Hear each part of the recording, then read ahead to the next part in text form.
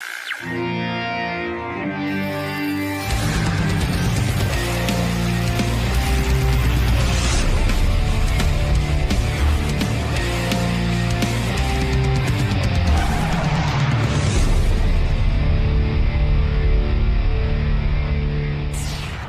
you were a kid, you said I bought a piece of vinyl? No. No. But I think it's more of a. I think it's more of a collector thing. Oh. It's more of a collector thing than a. Oh, wait. Just never heard that before. It's new to me. Okay. So new stuff is good. I'm not putting it down. I'm just saying I never heard of it. You should have heard what Lucas said last night. What did he say? Mary goes, we're at dinner. Mary goes, I heard Howard giving you shit about the Fallon appearance. And Lucas goes, well, what was he saying? I said, he was saying I was fat, this and that. And Lucas goes, it's just so funny when he doesn't know the show. He goes, I don't think that's very nice considering all you do for him. I was like, just chill out, kid. Look at the roof. He's right. There's nothing nice about the show. Gary was on the wrap-up show accusing me of being mean to him about his appearance on Jimmy Fallon. I don't give a fuck about his appearance on Jimmy Fallon. I'm just saying he was fat, and he goes, I'm not fat. He doesn't... Did you see his appearance? I have not. Oh. Gary looked heavy. I'm not saying he's obese, but he wore a shirt that was ill-fitting, and his belly and tits were, like, kind of apparent. Sorry. I mean, if you wear your jacket, it covers it up. You're heavy. But you say you don't give a fuck about me on Jimmy Fallon, but then you spend 15 minutes talking about how awful it is. So you clearly do give a fuck. Well, you're on my show. You're my No, but you just producer. said I don't give a fuck about How many Gary? executive producers of a radio show or television show are on a Fallon appearance? I got Ronnie on the he's busy in Jamaica on his appearances. I got you. So how could I not keep tabs on this? You guys are out there representing my show. I didn't say you just said you don't give a fuck about it. I don't. But you do. No, I don't. Well, then why'd you talk about it? Because it's interesting to my audience. So I don't give a fuck. I wouldn't watch that if I do it for my audience. They want to know, hey, Howard, what did you think of Gary's appearance on Fallon? I wouldn't watch that. Why wouldn't you watch it? Because I don't care about it. About what? About you on Jimmy Fallon. No, I just wanted to make sure. He wouldn't be on Jimmy Fallon, though. If... Right, of course. I'm aware of that. So I know my audience is going to say, hey, some of the things I watch because it's part of pop culture. And it's certainly part of our culture. 20 people call in and go, hey, what'd you think of Gary on Jimmy Fallon? And I go, well, okay, let me take a look at this. So here's what I thought. I think you're a good conversationalist. I like that. I said your shirt was wrinkled and you look slovenly. Do you think you look appropriate? Yes, I think you can watch a lot of shows where guys don't wear jackets. A lot of talk shows where men come on. You needed a jacket. Well, that's your opinion. Yeah, that's all I'm giving is my opinion. I don't know why that's so controversial. It's not controversial. It's just negative. Supposed to give up? It is negative. But you want me to lie and say you look good? You don't. You look terrible. I think mostly when it comes to me, it's nothing but negative opinion. No, I just said your conversation was very good. Well, you really didn't, because you said, because then you keyed in on one line of a 6-minute interview.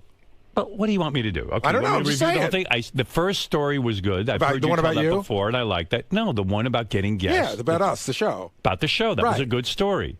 Then you started promoting your new program on VH1 Classic and you started to talk about pieces of vinyl, Questlove, and I think you lose everybody. It was boring. It was. But you don't. But the show. It was boring. But it's boring to you. And Jimmy Fallon checked out. Oh, please. You can't say that. What are you talking about? What do you mean Jimmy Fallon checked out? He liked it. Okay, sorry. I mean, what do you want from me? I'm telling you that shirt was ill-fitting. Fine. And you look slovenly. That's an opinion. Yeah. Well, how was he mean to you? Well, Robin, do you think it was a positive review? Yeah. Come on, no, wait, hold on, Robin. Yes. Oh, shut the fuck up. Really? Yeah, so she answered you embarrass yourself. And then you say, shut the fuck up. No, but you embarrass yourself by saying that. He said you were, he was interested in what you had to say. Yeah. It's a talk show. I just think it's ridiculous that you're trying to relate to the public. You talk about pieces of vinyl and that fucking Well, maybe I'm jukebox. relating to that public that cares about it. The public that cares about records is small, but okay, fine. Just call them records. Okay. That's what they are. When did you become this? Well, Jimmy, I have over 4,000 pieces of vinyl, And Questlove, I understand you. How many pieces of vinyl do you have? And then he answered. He didn't go. 70, he said, Questlove didn't go. What the fuck's a piece of vinyl? When does Questlove have anything to say? From time to time. He's not going to sit there and get into a dialogue with you about, hey, jackass, why don't you call him records? He's not going to be mean. Well, that's your job. By the way, that outfit looks nice today that you're wearing. Thank you. It would have been great for Jimmy Fallon with your jacket. All right. Well, anyway, that's my opinion. Listen, I really watched it because it's a topic that the audience was asking me about on Twitter. Did you watch Gary? Did you watch Gary? Oh, I'm not asking why you. Of course, I would think you might watch it. So I watched it. I'm not looking to get on you. I'm not. What do I care? I think it's hard to find. It's more fun to make fun of me than it is to say a positive thing about me. I said something positive. That story you told, right, you told very well. And you said 9 things negative. Yes. In all, it's generally a negative review. I said 3 things negative. I always like to look at the positive. The positive was you told a very good story about how difficult it was to get guests when we worked at the NBC building, and you told it well. That's all. I don't know what you want from me. You screwed up when you walked over. You didn't realize how to walk to the couch. That's true. That was hysterical. Okay. There's 2 ways to walk. He walked the wrong way. Secondly, you looked slovenly. Mm-hmm. And told a boring story. And you told the boring story with pieces of vinyl. So well, I'm combining those into 3 negatives. Thanks. And the positive was you told a great story about getting guests. How is that overwhelmingly negative? You're a funny dude. That's not overwhelmingly negative. You're a funny man. The appearance, a jacket you can improve on. It's simple. Your clothing. If you don't see it as overwhelmingly negative, then you're blind. But that's okay. I mean, I just think you're not seeing it. I don't see it as overwhelmingly negative. Do you see it as positive? Overwhelmingly negative is goofing on you when you went on Jimmy Kimmel and threw that ball and you couldn't even fucking throw a ball to the guy. That was negative. Got that. That was ridiculous. I understand. And I knew how upset you were about it, so I laid off you. Oh, you did? Yeah, I did. Go back and listen. I did. I felt for you. But this is stuff you can improve. You can certainly call records, not pieces of vinyl. And I believe you will start calling records. I do. I think you're sometimes I do. Sometimes it doesn't relate to an audience. They don't know what you're talking about. It's a ridiculous, nitpicky, dumbass thing. All right. Well, that's why I've gotten nowhere in life. I didn't say you got nowhere. I think everything through. Gary's very pleased with the appearance. I can't hear you. I really can't. Oh, wow. Is everyone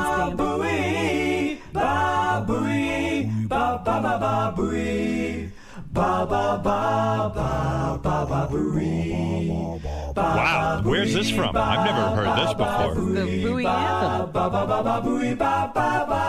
I love it. Baba Booey, Baba Booey. Wow. Baba Booey, Baba Booey. Wow. Who is that, Fred? Hold on 1 second. Fabulous. Psych. Yeah, oh, he's so good. That's amazing. Wow. Yes, Robin, I was pleased with the appearance. I was. You didn't have any criticism of it at all. I wish I would have found the desk easier, but other than that, I think it was a positive experience. Good. Well, then we think that too. Are those clothes you're wearing or pieces of cotton? I'm wearing a pant. How many pieces of cotton? I'm wearing a set of pants. How many pieces of cotton do you own? You're so silly. No, that's what I'm saying. It's the same thing. Who calls a record pieces of vinyl? I never heard that. And I said to Gary this morning, this is what started this. I said to Gary, honestly, I mean, we're off the air. Who calls a record pieces of vinyl? When well, did I didn't call a record. I called a collection. Pieces of vinyl. I said, Gary, and this was not for the air. It's not an unheard of expression. That the first time I've heard of it is from you. But on the wrap-up show yesterday, several people called who said, of course they've heard that expression before. I think they're so because you haven't heard it, it couldn't have possibly existed. I didn't say that. I said I've never, ever heard anyone refer to a record as a pieces of vinyl. I didn't refer to a record. It's a collection. Okay, I've never heard anyone refer to a collection but other of pieces people have. of vinyl. Other people have. When did you begin calling records pieces of vinyl? I don't know. Probably years ago. Years ago. So you said, "Oh, I have this many pieces of vinyl." Yeah, I think I have. Where did you hear this term the first time? Do you have any recollection? I don't. You do I don't. not. I could make up a lie, but Yeah. I don't have an Okay. answer. All right. So somewhere along the line, you heard this. Yeah, I didn't write it. That isn't your term? No. You heard somebody say how many pieces of vinyl? Several people called the wrap-up show yesterday who said they've heard it. I'm so, asking so about I'm saying you. yes. I understand I several did not people. make I'm up the talking term. to you. I did not make up the term. That's the question. Pieces of vinyl. How many files of digital do you have? I have many digital files. How many files of digital do you have? Thousands. That's how we refer to it in the collecting community, files of digital. No, it started because I question Gary and he gets angry with me. He thinks I'm goofing on him. Well, you are goofing on me. I didn't Well, hold start on, out you said- goofing on you. I said, Gary, I've never heard the expression pieces of vinyl. And you're then you goofing on- jumped down my throat But you're because go- you said, Hold on. both so You're many people goofing called on in me. the wrap-up show. I I'm don't not. think- I I've don't think never you're goofing heard- on me. You're I goofing wasn't on- this morning. I was really curious. I said, where did this expression come from? Pieces of vinyl. And I explained it to you, but it was apparently annoying to you. It's like me looking at my hair. There's an Going, e- how many pieces of hair do I have? There's an explanation that you don't care to understand, so no, it's fine. I heard the explanation. I don't accept it. Exactly. Right. We Sounds agree to silly. disagree. Does anybody else think this is silly, Fred? I'm personally. Have you ever heard pieces of vinyl? And I'm trying to be honest here. I've never heard that expression until Right. Gary said it. That's I'm not what saying that he's wrong. Right. I would have used the term either albums or records. Yeah, I said, but hey, I've get something- never called my collection. Why would you call pieces. records pieces of vinyl? Like, wouldn't you just go, I mean, I I'm with could you. ex- I- I you think want the pieces of explanation? vinyl- There's vinyl flooring. right? It could be 1,000 Siding. pieces of vinyl flooring. Mix them with my records. Right. Yeah, but I That's mean, what they've it is, always been Fred. called records. Why do you need a new name for them? I don't know. It's like a fancy. It sounds a little pretentious. Yeah. Personally. Okay, pieces of fine. vinyl. I'll take that from Fred. It sounds a little Good. pretentious. Well, but it's gee, not. It's He's not, awfully negative. What is your favorite piece of vinyl, by the way? Mine is Sgt. Pepper's. 50 ways to rank your mother. That's my favorite piece of vinyl. That's your favorite? Do you Yes, own that? I do. All right, so that's your favorite piece of vinyl. It's one of them. See, now you're being sarcastic. I am? I thought I was just being honest. Yeah, all right. Well, you're not being honest because I'm asking you about pieces of vinyl and you're not being honest. Sgt. Pepper's is my favorite piece of vinyl.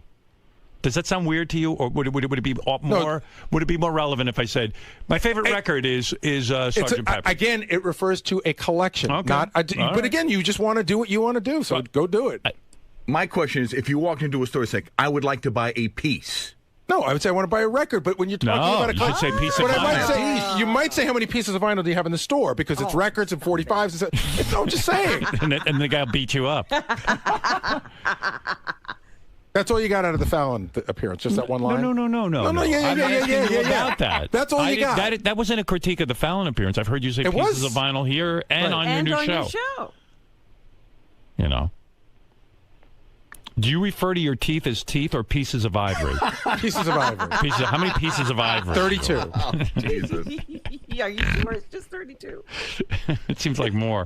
All right, anyway, no, congratulations. On I'm what? sorry. On what? On your Jimmy Fallon appearance. You were the best. I didn't say you were bad. I just asked why you couldn't find your chair. It seemed pretty easy to Why me. I couldn't find my chair, why I'm a big fat pig, why I No, dress I like didn't shit, say you were a fat why I tell pig. a bad I story said except for the good story, the one good shirt story. didn't fit you well. And you know what? On my early Letterman appearances, I wish somebody would have said to me, hey, you don't look good. Your clothing is not working for you. I'm not saying you're a fat piece of shit. I never called you a piece of I know. shit. I just said... A fat slob. You just I say I'm did- slob. You say I'm slob. Well, I take that back. You looked heavy to me in that shirt. Okay. You know. You know, again, I was saying to you this morning, one of the points I was making is, you know, I got up the next morning, you go on Twitter so you could everyone Right. can tell you how horrible you are in every way. Right. And of the many critiques I got, the shirt or the heaviness was not anywhere. All right. And I got Well, mine was original. many critiques. All right. Well, Would you take the word of a fashion consultant? no, he doesn't listen to anybody. He's convinced that he looked Sure, good. Robin. Okay. right. Because maybe we'll have it analyzed. And you'll see that Howard is actually trying to help. Thank you, Robin. I am. I mean, you know what it is? Gary's used to on that show being next to John Hine, who's the size of an elephant. So he thinks he's skinny now. Compared to John, you're thin. He's Bradley Cooper. Yeah, right. Yeah, Oh, Gary's my. Bradley He's Cooper. the Bradley Cooper. He's like, I'm thin. Look at John Hine. I am of average weight. Svelte. Yeah. Average weight. I am of average weight. You look roly-poly to me in that And shirt. do you understand that sometimes clothing can make you look heavy? Sure. Yeah. John's got to lose a couple of pounds. I heard he was a little hurt not hurt, but he was disappointed he didn't get asked on Jimmy Fallon. He was, because John and I had done a bunch of press together, and they pitched us to Fallon, and he wasn't on, and he was bummed. Yeah.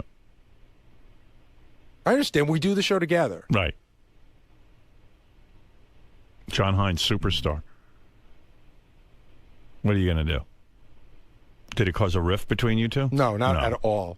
In fact, I called him before I accepted the appearance to tell him what was going on. He thought it was best for the show. He's yeah, John's a reasonable guy. That's why I like John. He's not an asshole. He's not. No, absolutely not. Oh, God, what critique would that have been? Oh, John? John's got to lose weight. I've told him a million times, but John doesn't care. Gary gets all bummed out when I say it. He starts fighting with me. John's like, yeah, I know I do. Listen, I got to lose a couple, too. I don't think you do. I do. You haven't seen me with my shirt off. I'm sloppy. I know it. I'm harder on myself than you could ever be. I know what I look like. I'm a fucking mess. Oh, I'm not saying I'm good looking or thin or anything. I'm saying that shirt made you look heavy when you were sitting. But hold on, let's talk about you for a second. I'm not the only person who said it. It's just that these people won't come on the air and say it. That's fine. All right. That's fine. But I don't think you're fat. Thank you. And you always think you're... I'm sloppy. I'm not fat. But I mean... Titties, and I got a belly. How many guys your age are tight? I don't use that as an excuse. Should he accept that? No, That's right. I'm just saying it's hard to do. And you work harder than anybody at it. Yeah, not so hard. I've been lame lately. What can I do? But I'm down on myself. You know, I'll give you a private look at my stomach. You'll see what I'm talking about. I'd like to haul you into a room and let you see me nude. It's weird. When Gary was on Fallon, I thought I didn't recognize Gary right away, and I thought it was they were promoting The Biggest Loser. Oh. You know, those people lose weight. Oh, dear. Nah, you were fine. What am I going to tell you? You know what I mean? It was good. It was a good appearance. I just had a couple of pointers that I thought could have helped you, but you're taking it the wrong way. So what can I do? You also don't take critiques that well. I don't need critiques. I'm hard enough. I'm just saying, you're in love with yourself. When people when you get a news report, somebody talks about how you did something on the show, you don't take well to it. Well, if it's true, I take well to it, but very rarely is it true in the media. Media lies. Almost never true. Almost never true. All right. Thank you, Gary. Good luck with your TV show. One can only hope it's canceled. So the people here can get back to work. What? Who's going to cover beef? I'm not looking for you to be on VH1 Classic. I need an executive producer. That's what I'm looking for. Anytime you're working on VH1 Classic, I'd rather have you here. So my vacation weekends, which is when we shot that. All right. That's fair enough. So we really went out of our way to shoot. I shot my July vacation. It's just I would prefer having a full-time executive producer and then take some downtime with his family and relaxes. So that's me selfishly. Right. That means I like you. Doesn't mean I hate you. No, I think it means you want what you want for you. Yeah, that's exactly right. That's what I want for me. But like you're working on your time off too, and I'm just saying I would like to be able to do what I want on my own time. Well, who stopped you? Well, you're saying no, I don't. I'm not. You just said. I just said I prefer you didn't have another show. Right. I didn't tell you not to do it, did I? No, you didn't. But you said I prefer it. But what else would you prefer I not do while I'm on vacation? I prefer that when you're on vacation, you take a vacation, relax, and if you find yourself with the urge to work, you work on our show. That's what I would prefer. If you have that urge, that's all. Mm-hmm. Is that too much to say? No. All right. All right, that's all. That's my wish. Doesn't mean you have to comply. He walks out so defeated. Mr. Dell'Abate? Yes. How seriously do you take Howard's criticism in the sense that he's saying, work on my show and nothing else? I take it very seriously. I take this job very seriously. So, of course, when he says stuff like that, I take it seriously.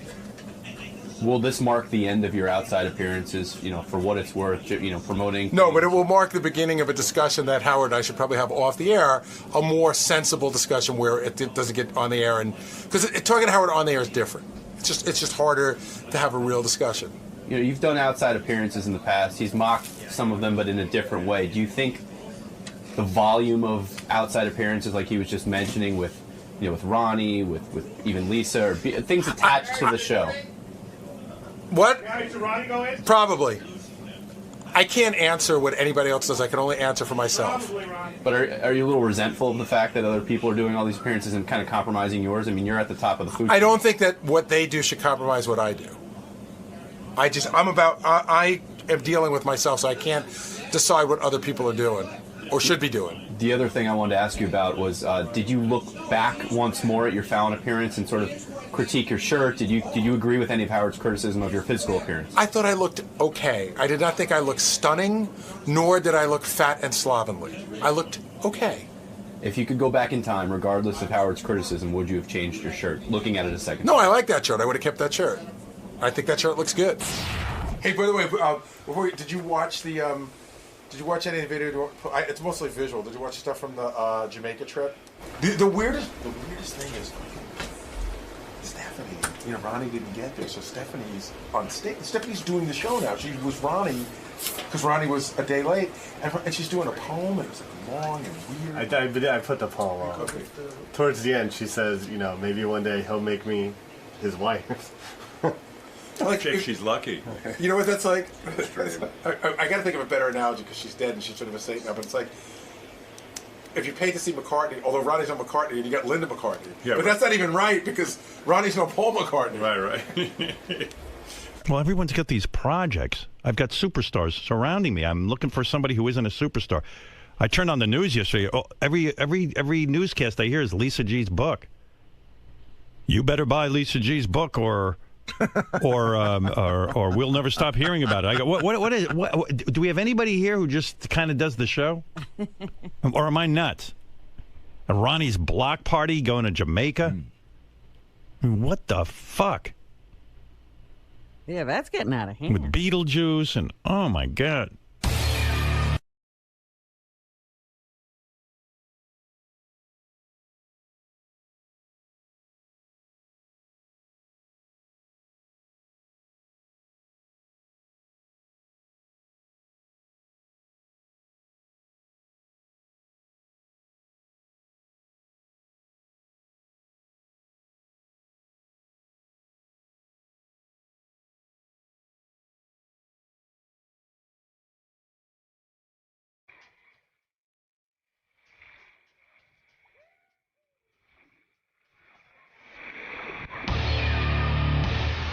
That was like an extravaganza.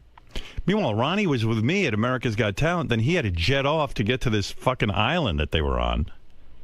And then until Ronnie got there, Stephanie, Ronnie's girlfriend, was running the block party. I'm like, people paid for this? And I know What do you mean she was running the block I have party? nothing to do with this block party, and yet my name is sort of obviously attached to it. It's everyone from the Howard Stern show.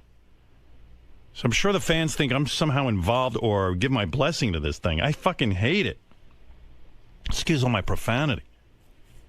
But it does piss me off. Well, it's appropriate to the block party. And now I guess Ronnie's girlfriend was in charge of the block party until Ronnie could get there, and she was up there reading poems. Oh, really? She's like Lucy. What? She's like Lucy, yeah. His daddy, I want to go yeah. to the show. I Wah. want to be in the show. Come on, Ricky. I want to be on the show. All right, honey, you can go. What's the matter? I don't know. I don't either. I don't know. You're carrying on about me now. Block what party. did I do? I hate it. I was there. I worked with you, and then I left. Yeah, I know. That's fine. That part was fine. But Okay. then, like Stephanie's, I just No, hate the block here's what party. happened. I hate it. I hate Here's it. what happened. Could you let me talk? Here's what happened. The block party was scheduled from Thursday to Sunday. Yeah. In That already Jamaica. annoys me. Okay. I was with you working. We had like a little comedy show set up for Thursday night.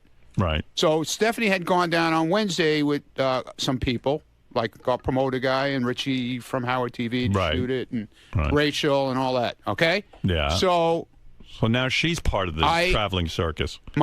This was not my idea. It was my promoter's idea. My promoter. To have her. What a nightmare. My promoter, Sequoia. Yeah. Well, let's end. When is the block party going to be done officially? Well, we're booked up till December already. Good. And let's end it after that. Okay. That's enough. Why? Because Why I you have to hate be it, like and that? it's a reflection on me. And stop using all my guys. I'm not Get using your own show. I stopped that. Enough of using I told me. you I stopped it. Good. Enough with the block party. Let Shuli go back to doing his comedy show. You don't need to be doing that. What am I doing? Well, I'm doing is hosting with JD. Yeah. What am I doing? I just don't want my name associated with this shit.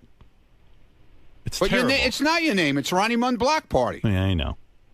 It has nothing to do with me. I didn't. It looks like I don't know any other show that has this. I'm talking about television or radio. I can't name one. I thought you would like it. I hate it. The people loved it. I don't care what the we people had doctors, lawyers, I couldn't dentists care. there. I couldn't care less what People the people came from loved. Canada saying how great it is. Yeah. You know, have people come down, Good. hang out. I would prefer I don't this get little it. ancillary I don't get business. you, man. I really don't. I don't like the business off my radio show. But when I don't put together things like this for a reason. In other words, I could have years ago put together a traveling circus. I know that. I don't do it because I've got a tremendous pride in what I do. I didn't bargain for this Ronnie Block Party. It's a nightmare. Why is it? I don't, because it's an embarrassing reflection why on it's me. a nightmare. It's an embarrassing reflection on me. I don't want a Ronnie Block Party on my show. I don't like it. Okay. I don't. Then we're done. At the end of the year. All right. Oh, you're killing him. Well, who cares if I'm killing him? He makes a great living being doing. I gave him a limo job. I have him a security job. I don't know what he wants from me. I didn't say it wasn't. I know you want to be famous. I do it on my own time. I do it on my own time. Everybody here's got an ancillary business, a side freak show off the business here. The show is the thing, not the Ronnie Block Party. Well, I thought that was part of the show, kind of. JD, I don't even think JD got any sleep on Sunday night. Came in here all fucking hangdog. That's my fault? Whose fault is it? Mine? We left at 11 o'clock in the morning. How could he not get any sleep? I don't know. We got here, and I think he went right straight to work, and that was the end of it. Who needs that? I don't need it. I need a guy fresh and bushy-tailed for work. Work! I was here first thing in the morning yesterday. No, I know you were. I made sure we left early, made sure we got back. What happened? Your girlfriend now is the Ronnie Block Party? No, now I just told you what happened. She got up and read a poem. Listen to this poem. Oh, no. All right, so I got a little surprise for you guys. Who's paying for this? What did people pay to see Stephanie read a poem? They loved it. They loved it. I'm telling you, they loved the whole weekend. They loved that? They had a blast. I'm sure they did. They got to hang out with people from the Howard Stern radio show. So why is that bad? Because I don't want to be responsible for it. But we didn't do anything bad. I don't know what you do. I don't want to be. It's not my. I don't want anything to do with it. We ate dinner with the people. Yeah, I don't care. We sat at the pool with them. Go call someone up and have dinner with them. Be my guest. I don't get it, man. All right. I mean, God. The guys who work under you, like Terry, Terry the driver, right? How about he starts going out and having Terry the driver parties? Okay. And then it reflects on you, and you don't know what's going on. All right. You follow? I follow. You want to be responsible for that? I don't. I'm not responsible for you. We're not doing anything bad. I don't know what you're doing. I don't know these promoters. I don't know anything about it. It's not under my control. I have nothing to do with it. I know that. Remember the SEC came after me and I had nothing to do with it? Well, me too. But guess what? They came after me. And me also. Right.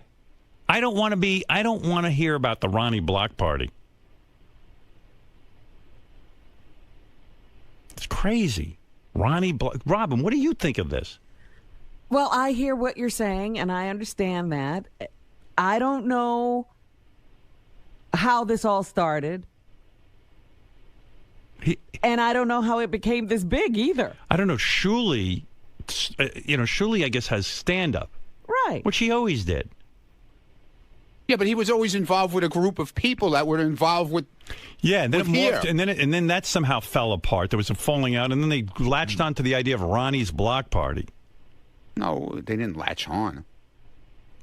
What? They didn't latch on. Yeah, they latched on. They latched onto an idea. It was Scott the engineer's idea. Yeah. Well, every bad idea comes from Scott, I believe.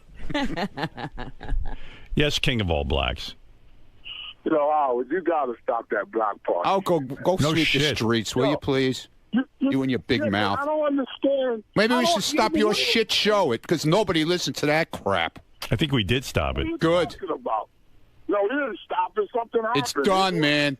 You don't realize it. It's done. You're over. Let me. Yeah, what's your point of view on this? What is, first of all, you know what pisses me off? What does a girl have to do with it? Why don't she sit home? Why don't she sit home? Yeah. Well, I don't know what this is. Sit home. Yeah, sit home. Sit home. You just do something else. You don't have to be involved with what I'm doing.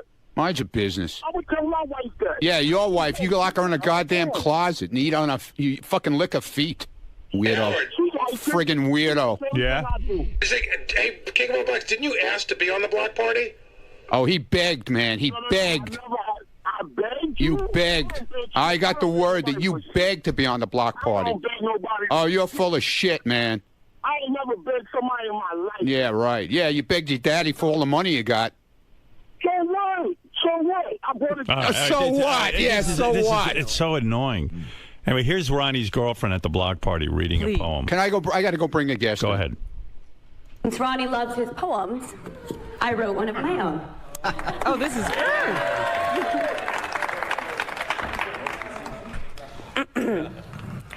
I was bartending away with plans in my hand. Sorry, I already fucked it up again. All right. Let me start that shit. She's obviously learning the cursing from Ronnie. right. This is the way you address the block party crowd. Over, I'm sorry. I was bartending away with my plans in hand. Then suddenly intruded this man. When he makes me laugh, he brings me to tears. So what if there's 33 years? Instead of dreams of a wild bachelorette for life, it turned into dreams of a partner for life. As he wooed me with his mysterious woman-whispering ways, they engulfed me, and I knew I would always have a place to stay. I didn't think Ronnie's poetry could be made worse. Somebody could do worse than him. We're really not all that risque. Suddenly I missed the poem Winter. Right. It just seems to be our forte to seem that way. I fucked that line up too, I'm sorry. I Dutch oven him all the time.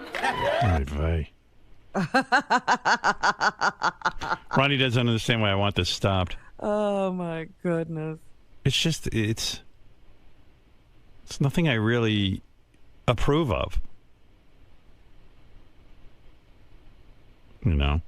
Well, it's hard to tell you don't approve. I really don't.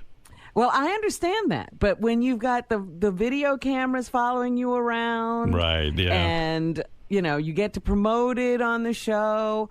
It doesn't seem like you don't approve. Yeah, maybe if I stop all the promotion. I mean, yesterday I tuned in, I hear Ronnie's block party, Lisa G's book.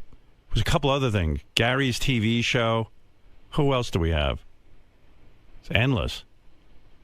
The only guy I'm suddenly not angry with is Benji.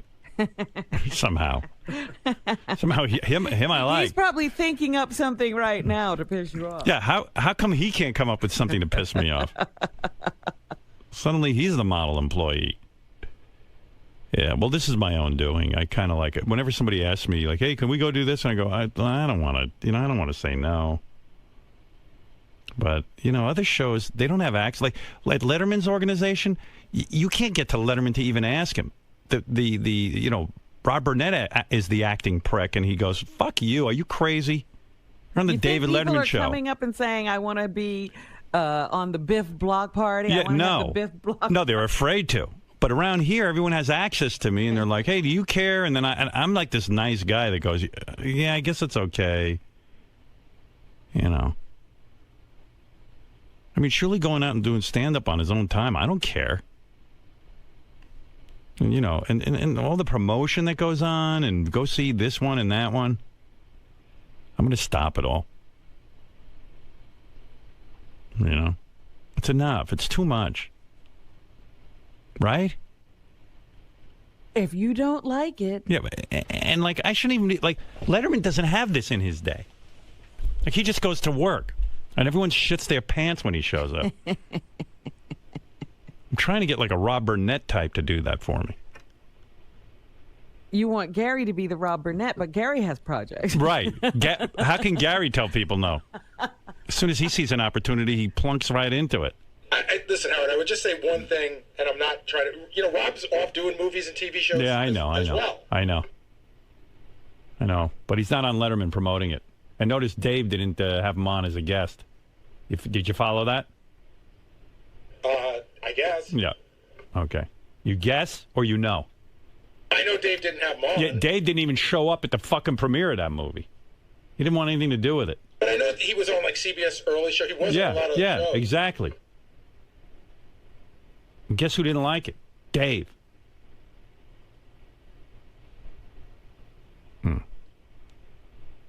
Our airwaves are cluttered with fucking projects. You know? But it's always been this way. I know. I'm changing it, though. Today. Today, the new rule Right. is...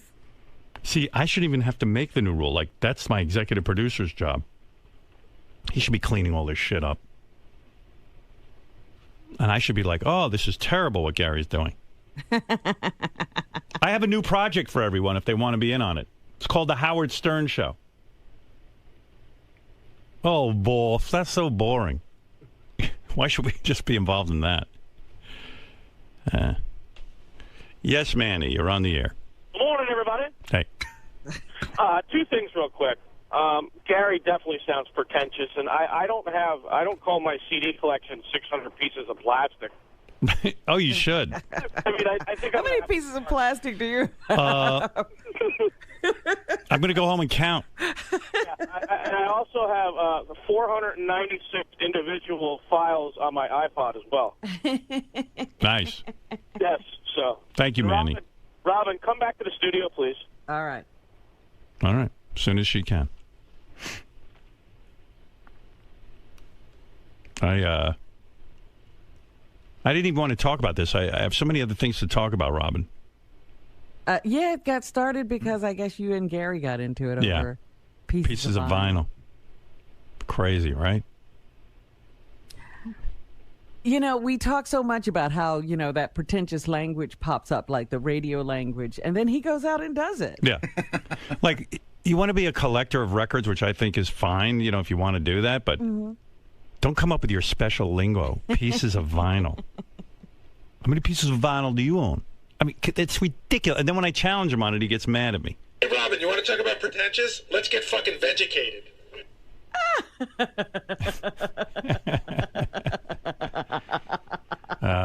He's so hurt. Funny. He's angry with us. I know. She doesn't go around saying, how many pieces of vegetables did I eat today? Yeah. Would this be a good time to start planning the final 8 months of the block party in an extravagant fashion? I mean, December, the last go show out is with a bang. over, and that's it. Goodbye. Okay? I'm not planning anything. We're booked till the end of the year.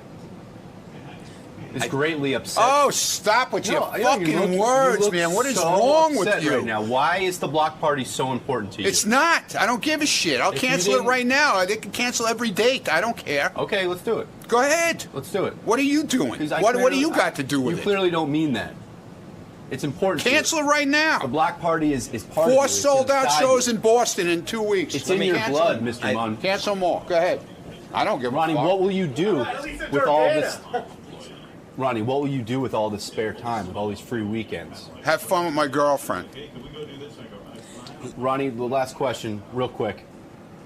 Has Howard given you enough? Like he said, he gave you a job, a business. I guess he hasn't a given living. you enough because you're breaking my balls. No, you haven't given me enough. I'm not giving you shit. No, but why? I'm not giving you shit. Why do you yearn for more on the weekends? Hasn't he given you enough? Hey, listen. We like doing it. I have a good time. If it's over, it's over. Fine. In your opinion, is there Oh any my way this God! can be He saved? goes on and on. He doesn't stop. Can this party be saved, or is this party over? Go and ask him. Go ahead. Walk in In there, your big opinion. shot. No, I'm asking No. you. Be a big shot. Let me see what a big shot you are. Go in there. You're the interviewer here. Go in there and ask him if the fucking thing is really over. Well, Ronnie, that would Go be ahead. that would be silly. Why would it be silly? Because he's in the middle of being on the air. You're not on the air. But he's talking about me and my block party. You're supposed to be interviewing me about that. And that's what I'm doing. Well, you're trying to get the full... Why would I go in the studio You're trying to when I get the want full to interview scoop. No, you're trying to get the full scoop. I'm trying to get your opinion. Is it really over? Go Don't ask him. Try to bait Go me ask into a him if worse it's mess. really over. Mr. Mund, I'll win every time. All right, goodbye. Let me ask. It's over. Can I? Go ahead, I just Mr. want to. Mr. No, I Lee. want to elaborate on something Greg said earlier because I don't know if you got the question. Greg was saying, if the block party is going to end in December, yes, why not between now and then just do huge extravaganzas and really make it count?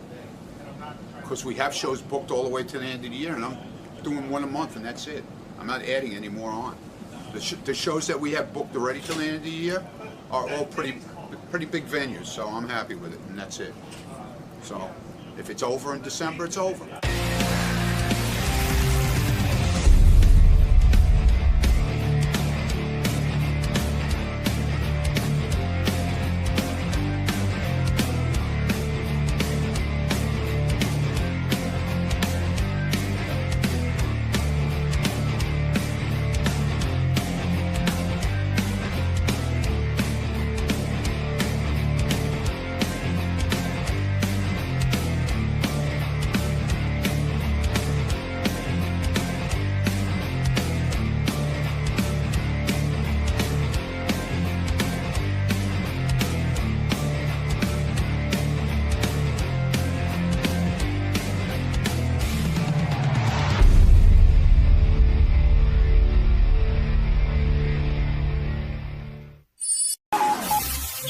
This is the best of the wrap-up show. A recap and behind-the-scenes look with John High and Gary Dell'Abate.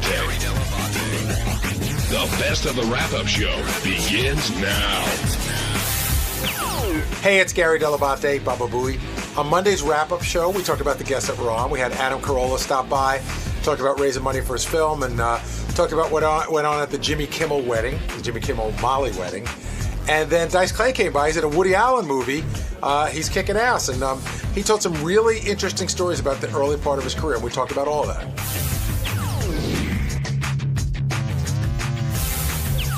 Let's move over to Dice, who didn't get a lot of Dice. Got a little bit of Dice today, but heard a lot of Andrew Dice Clay, meaning, yes, they're two separate people there I'm talking about. He's in a Woody Allen film.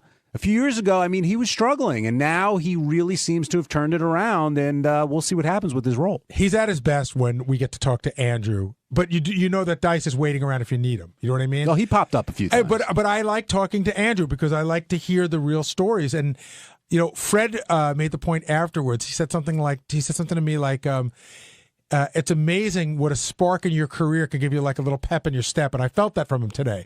Things are going well and you could feel the confidence. I agree. And some of the interns don't know who he is. Right. And, you know, when he says he was a rock star and really set the bar, he's being, you know, I wouldn't say he's being modest, but you remember, I mean, he's the first one who really sold out those arenas as a comic. I think for me, like, I always enjoy when Dice comes on because it really brings me back to being 25 and going to see those shows. You know what I mean? He reminds me of the fun. He reminds me of the most fun part of the 80s.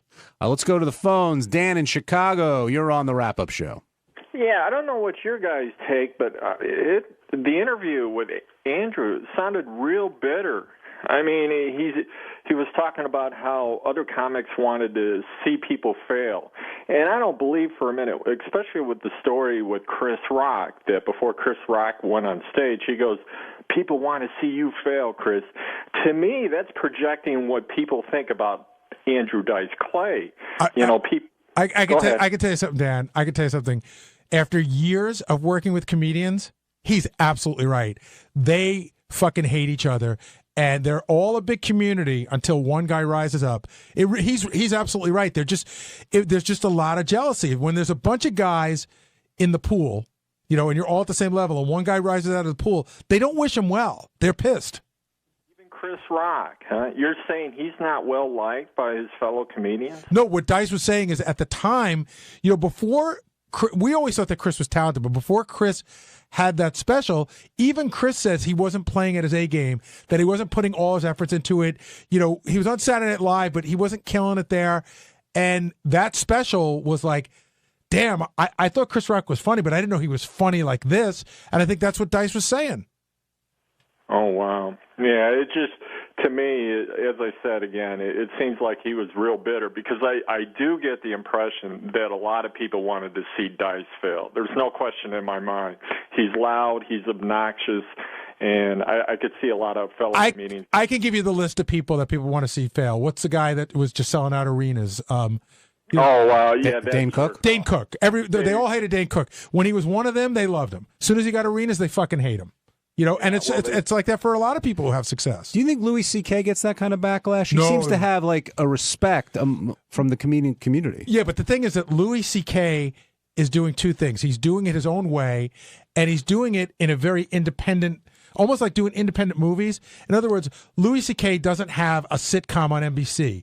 He's doing his show on a smaller channel and doing it the way he wants. So he's kept his cred almost. Well, it's also, if you're going to hate the guy, it's hard to hate him when he's writing it and doing it all on his own.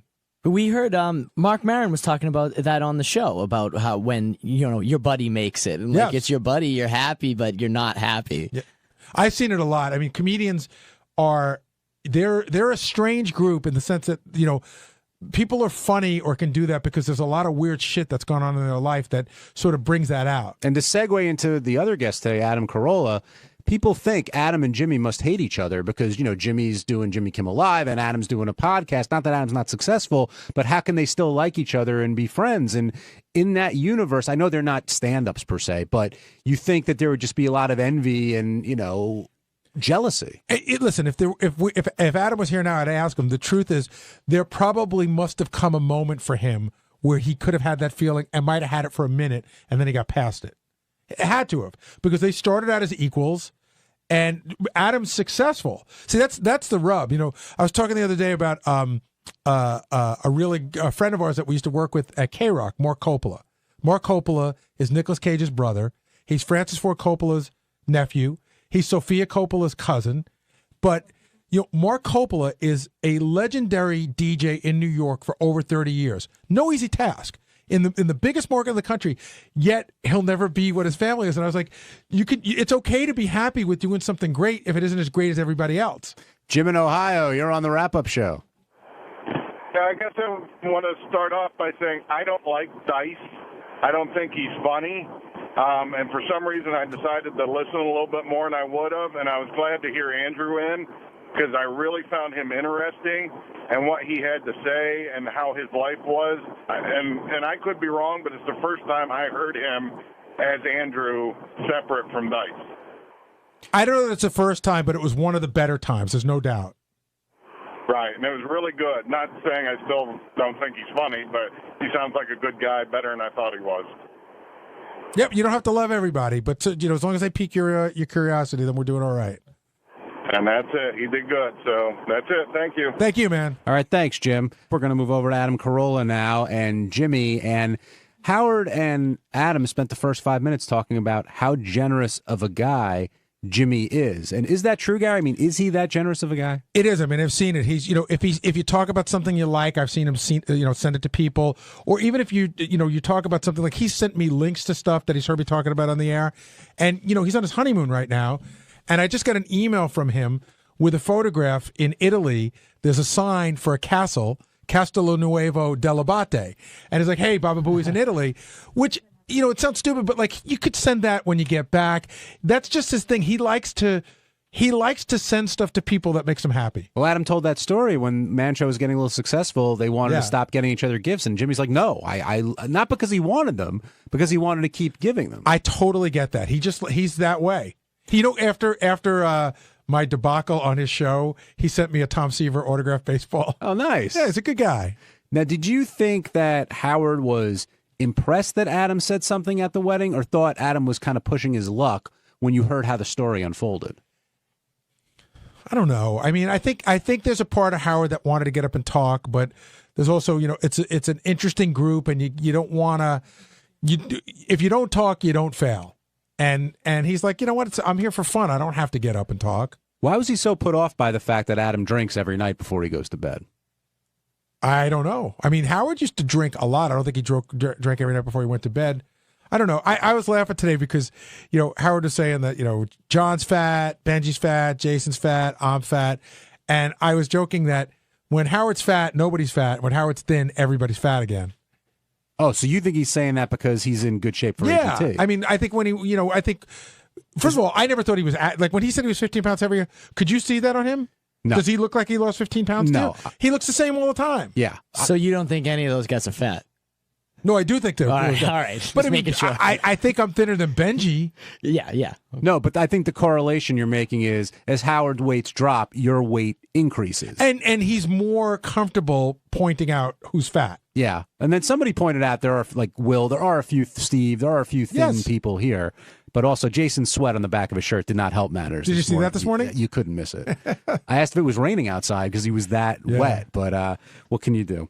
Getting back to Adam, yeah, I mean, Richard, I don't know if Richard drinks every night before bed, but Richard drinks quite a bit. But look, that's just the way he is. And it seems like there's a part of Adam's personality that Howard has a tough time relating to. Is that fair? Yes. I mean, he's a guy's guy about, when it comes to building stuff and cars and his drinking. And Adam also has a very much like, I don't give a shit attitude.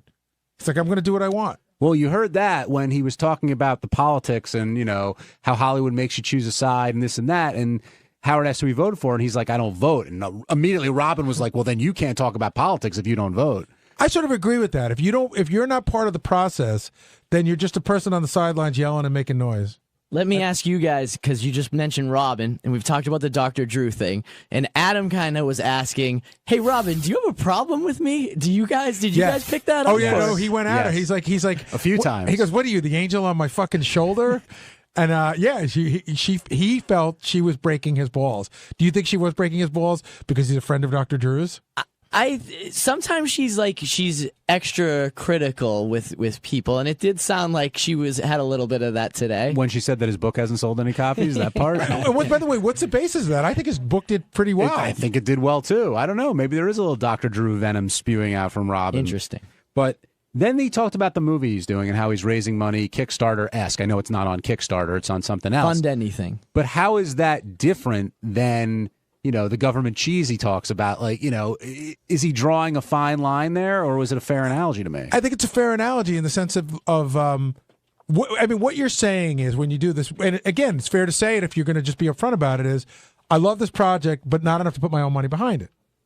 So I'm going to see if the audience wants to fund it, because then I could do it the way I want to do it. The point of why these people bring all these projects there is because if they go to the studios, then they have to do it the way the studio wants them to do it. So they're bringing it to the people because they're like, you can be part of our whole process, and we're going to do it the way we want to do it.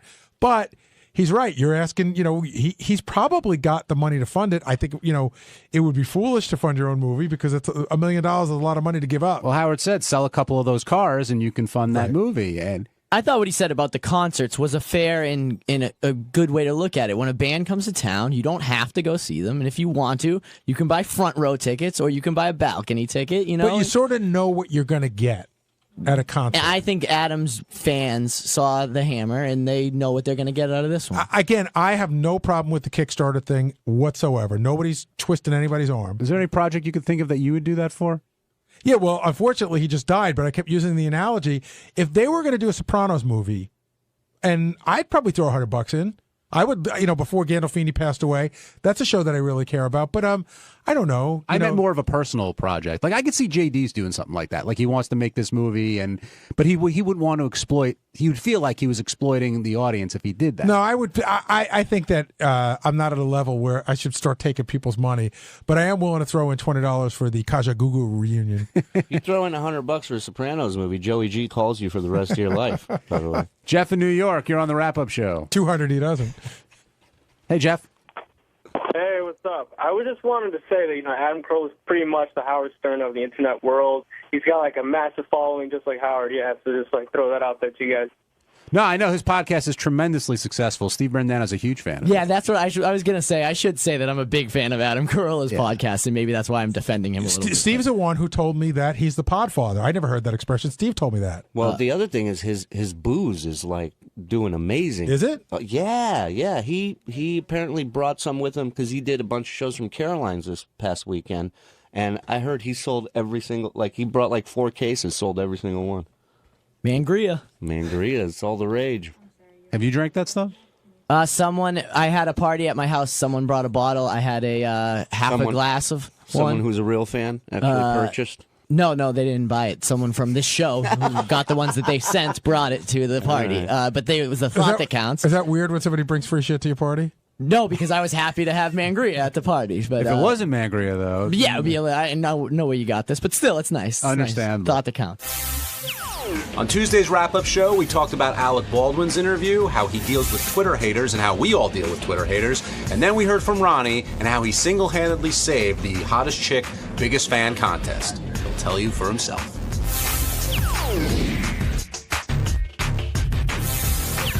You heard the great Alec Baldwin. And Gary, when him and Howard just start talking, it's like they could be sitting on a beach out east just bullshitting about a bunch of stuff. They're very comfortable with one another. Yeah, and Alec's very amused by Howard. Like I thought it was a great moment today where he said, "Oh, I love how you asked me about my movie acting, and then you're going to follow up with something about my private life."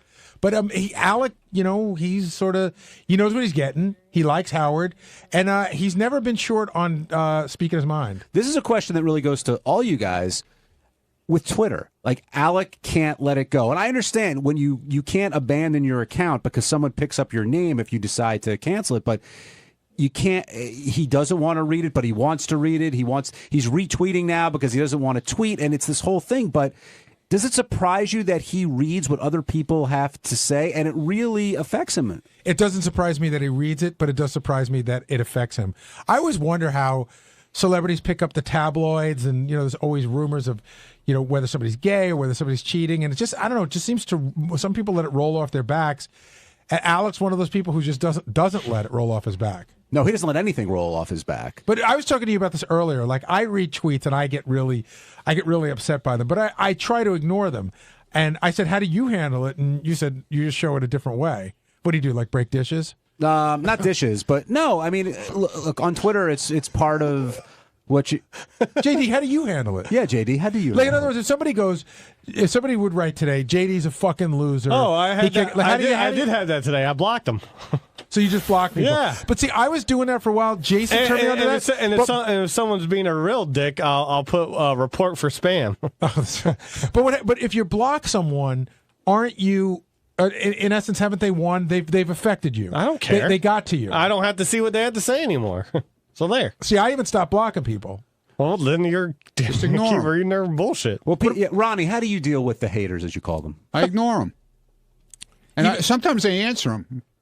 Sometimes I aggravate. Well, see, that's what they want. Yeah, they want but the I attention. aggravate them. Wait, Ronnie, if you ignore them, then you can't answer them. Well, I do both. Okay, John, what do you do, man? That's John's fault. He answered the question that way. Yeah, exactly. Stupid question. But I said I ignore them, or I'll answer. But can they like affect your day? Like, can they really? Certain things. There's one guy who really used to get to me, but him I blocked. How about you, Benji? He was saying things. There's so much shit. of it. It's like it really on Twitter it does not faze me at all. There's just so much, and you realize everyone gets it.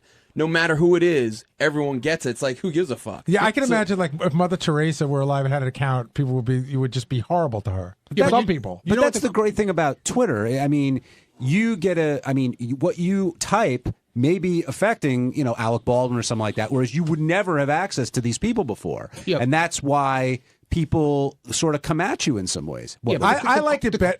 The crazy part of it is, though, these same people who hate you on Twitter, when they meet you in person, like at a thing we're at, they love us to death.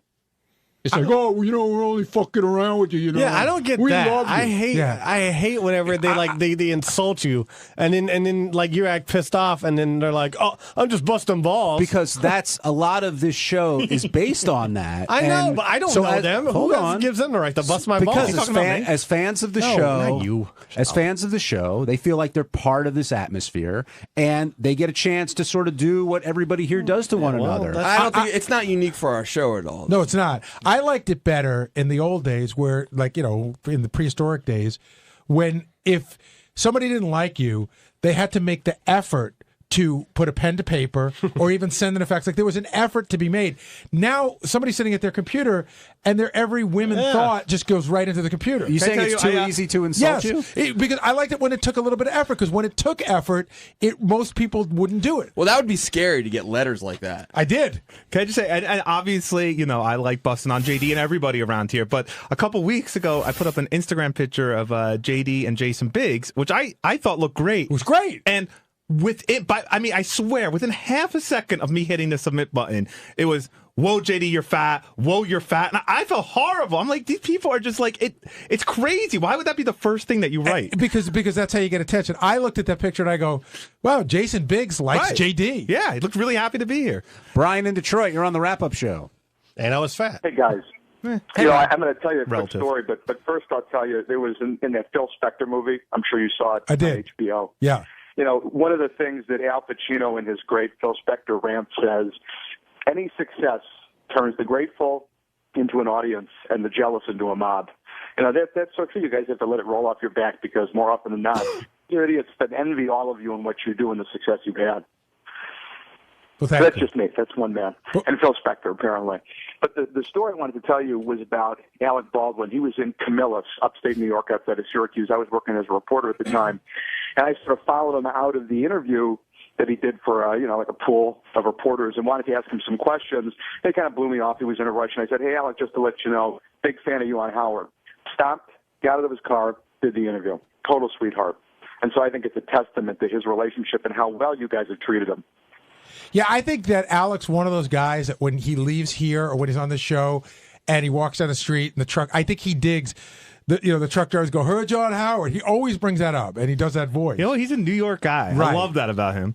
And we're going to move on to the big contest today. 4 very worthy contestants in there, and after all the questions, we found out that Amy was the big winner. She knew the show, knew it well, but I was impressed not only by how all the girls looked, but also by their knowledge. They were worthy contestants. Would you say, Gary?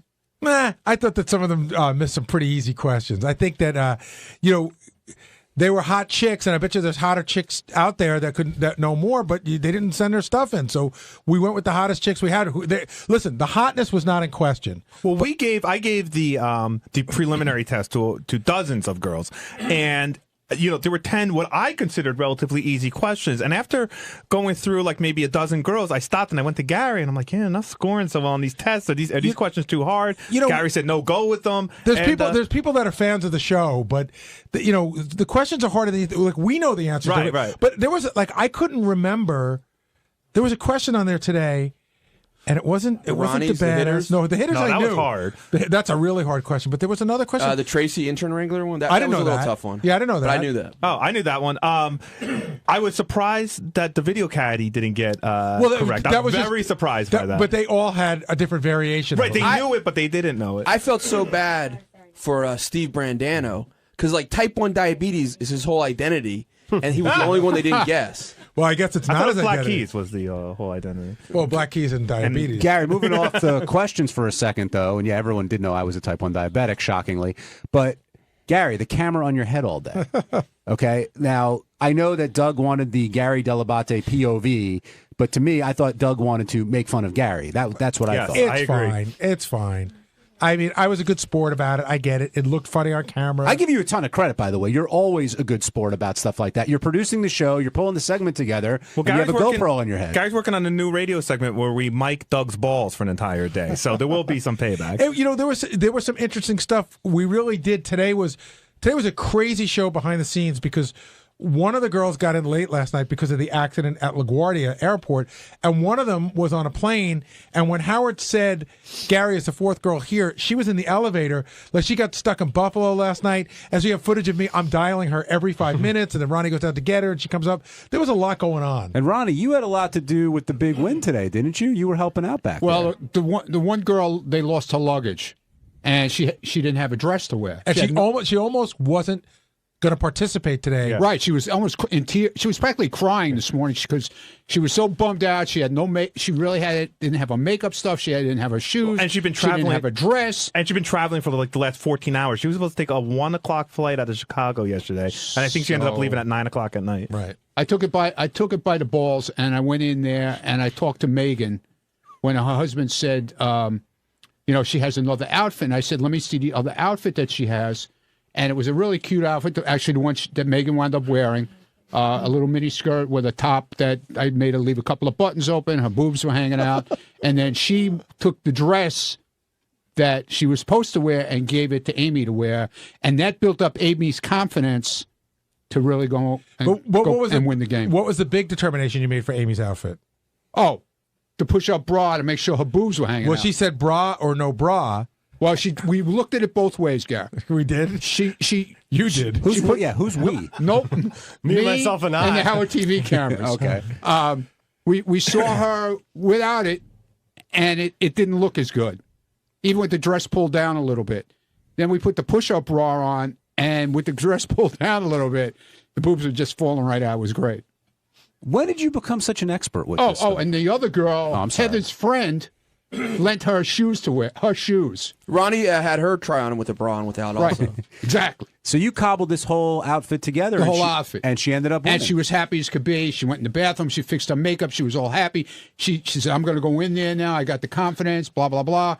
And she won in. Clearly, we have no need for security up here because right for the half hour working on Is this. Ronnie her version of performance-enhancing drugs? But Ronnie, listen, I'll give Ronnie all the credit in the world. He knows how to get chicks to look hot. He just goes in there. You know what it is? You know what Ronnie's move is? He doesn't even give him an option. He just said, "Look, you're going to put on this dress. We're going to try it with the bra and without the bra." Like, and I understand that with strippers, but it's just a girl. And give her your shoes. No, he's got a whole. I've hung with Ronnie a lot. We used to do photo shoots at strip clubs, and he does have a way he talks to strippers and a way he talks to, as he would call them, civilians. And the civilians, he has a much kinder approach. Right. Well, I tell the story all the time. Ronnie and I were doing an opening of a Scores or a Rick's or something somewhere down in Florida, and it was like late at night, and he goes, "You dance with her. Yeah. You come from behind." And they all start moving. Now, JD, you see the success that Ronnie has, and with not just himself but others, and his sort of take charge attitude. Can you adopt that kind of attitude, and maybe it would help you out? Sometimes I do. He's trying. You do? Yeah, sometimes. He tries. Yeah. You don't. I don't say everything that I'm up to. So give us an example. No, I don't. I can't think of one right at the moment. But let me explain about him with that Amy girl. The Amy girl we met in Jamaica. She came with a guy though. They weren't even part of our thing. They had happened to. She said that they were stopping by, or well, something. They stopped by because we were there. Right. They were. Where were they? At Hedonism, whatever it is. Something like that. Was that where? No, I don't think you said that right. Hedonism. Yeah. So one more time. They were at Hedonism. Okay, and they heard we were there. They were at another hotel where this whole thing was going on, and they came over to say hello. And I was real nice, and she was hot, and they were in the pool, and I said, well, why don't you just come and hang out tonight at our thing? And they wound up coming and hanging out. And then they showed up in Boston also. She's from Arizona, and the guy's from Rhode Island. So Amy's pretty wild. I mean, that hedonism is a... and that's only her fuck buddy, and that's what I was telling him. I said, dude, you could have fucked her. It didn't make a difference. That one other girl we talked about She on the didn't air care. from Jamaica said... Remember, we talked about her a couple of days ago on the air, that girl, Allie, who said that she had a boyfriend there, and you were still texting her and tweeting her the whole time. Well, so yeah. How do you make the determination between, I'll go after one girl with a boyfriend, but not the other girl? Easy. She said that guy was her fuck buddy, that she fucks other guys. Amy said this? No. Oh. Yeah, Amy said that. So, then that's a no-brainer. Amy said that. Plain as day. And she said it in Boston also.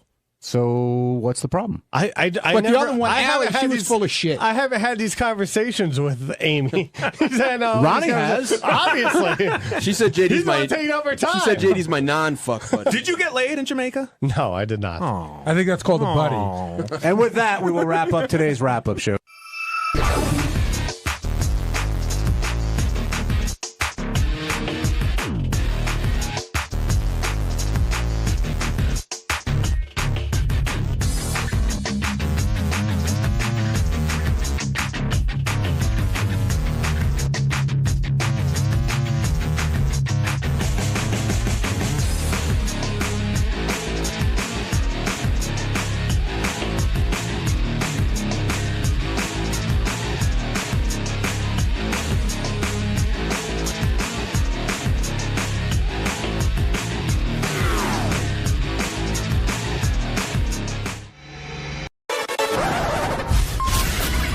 This is a Howard TV original production. On this episode, Gary Dell'Abate receives a Lifetime Achievement Award that makes the Stern Show proud. Give it up, ladies and gentlemen, Gary Dell'Abate! And Lisa G releases her book, Sex, Lies, and Cookies. Thanks so much. What's your problem? Testing 1, 2. Baba Booey. Yeah! Hey-oh, yeah!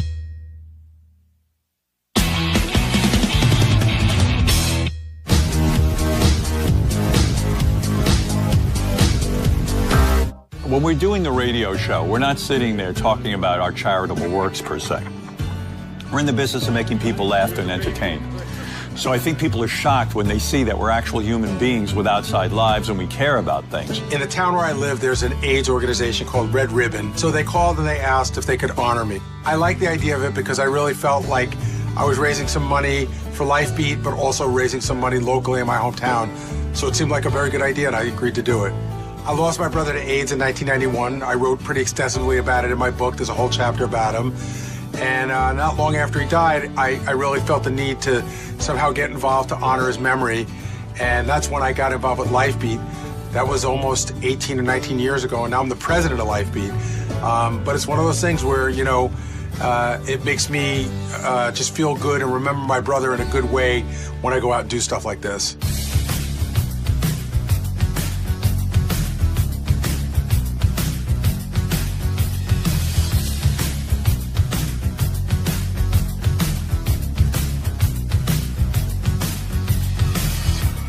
There's a huge misconception that AIDS is either cured or contained, and that's just not the case. This was a big event. This was a big, big event.